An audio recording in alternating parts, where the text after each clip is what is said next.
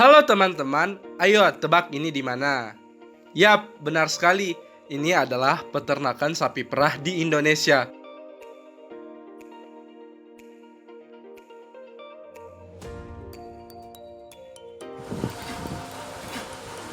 Kenapa tuh sapinya? Ada yang tahu nggak sapinya kenapa?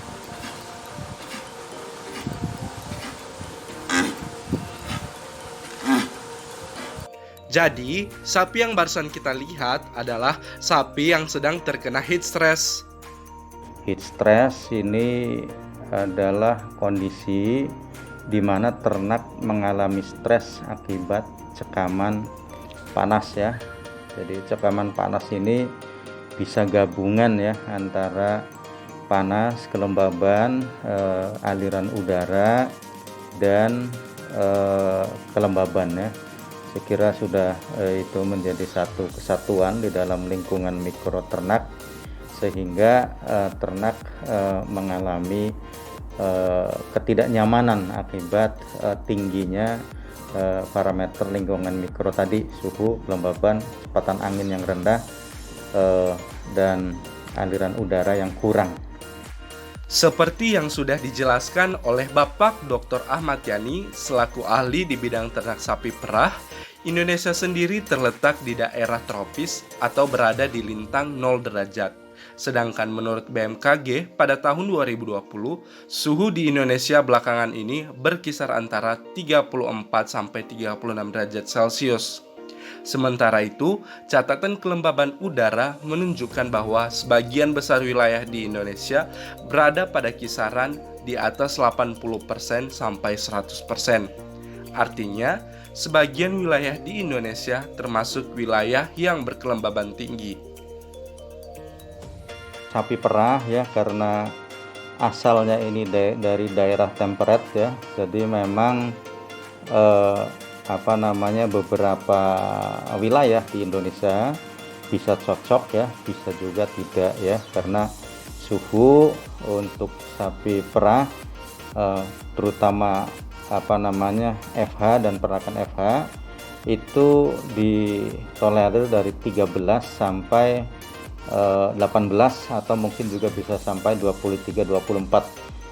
Secara ekstrimnya memang di bawah 27 ya.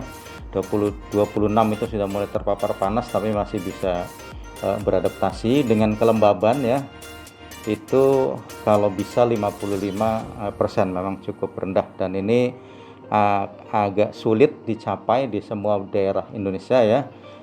Jadi bisa dicapai kondisi suhu dan kelembaban yang cocok untuk sapi perah khususnya FH itu di daerah kering dan dingin, atau di daerah dingin dan kering, bukan dingin dan basah. Nah, setelah kita tahu suhu yang ideal dan suhu kritis bagi sapi perah, sekarang kita cari tahu yuk tentang ciri-ciri sapi yang terkena heat stress. Sapi perah yang terkena atau mengalami heat stress itu ditandai dengan yang pertama, jelas tidak nyaman ya, lebih banyak minum daripada makan ya, kemudian denyut jantung pasti naik ya, frekuensi nafas juga meningkat ya, lebih banyak berkeringat, istirahat kurang ya, terlihat gelisah ya. Jadi ini membuat atau kita bisa melihat ciri-ciri itu pada sapi perah yang memang terkena heat stress. Ngomong-ngomong, udah pada tahu belum nih kenapa sih peternak harus berusaha mencegah sapi mereka dari heat stress? Jadi, ketika ternak mengalami heat stress, maka akan menyebabkan penurunan aliran darah ke seluruh tubuh, turunnya nafsu makan atau feed intake, produksi susu turun, aktivitas sapi berkurang, dan performa reproduksi menurun.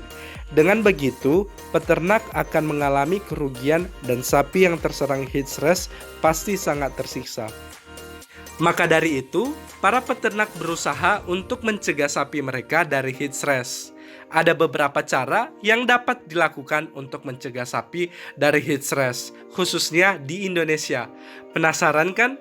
Tenang, Kita akan mendengar kembali penjelasan dari Pak Yani selaku ahli pada bidang ternak sapi perah.